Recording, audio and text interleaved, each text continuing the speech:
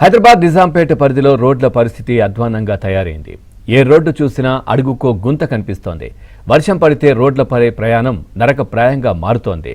ఇక బాచుపల్లి నుంచి Nizampet X road వరకు 6 కిలోమీటర్ల దూరానికి గంటన్నర వరకు సమయం పడుతోందంటే స్థానికులు అసహనం వ్యక్తం చేస్తున్నారు. ఇక అధికారులకు ఎన్నిసార్లు ఫిర్యాదు చేసినా పట్టించుకోవడం లేదంటూ ఆరోపిస్తూ నిజాంపేట ప్రజలు ఆందోళనకు దిగారు.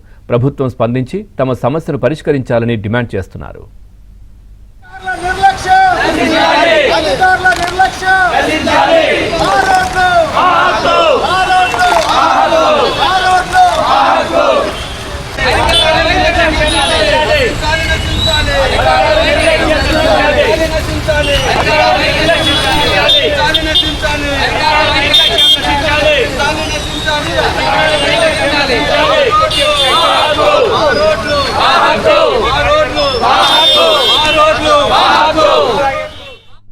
ఆల్రెడీ ఇక్కడ చెరువులు అయిపోయి ఇప్పుడు చూడండి, మా వెనక కానీ మా ముందు కానీ ఎంత ట్రాఫిక్ జామ్ అయిందో. జస్ట్ 5 మినిట్స్లో ఎంత అయింది. ఇది ఒక 1 అవర్ చేసి ఉంటే దీని ఇంపాక్ట్ వేరే రకంగా ఉంటుంది. ఆల్రెడీ నిజాంపేట ఆ రోడ్లన్నీ ఆల్రెడీ బ్లాక్ అయిపోయి ఉన్నాయి.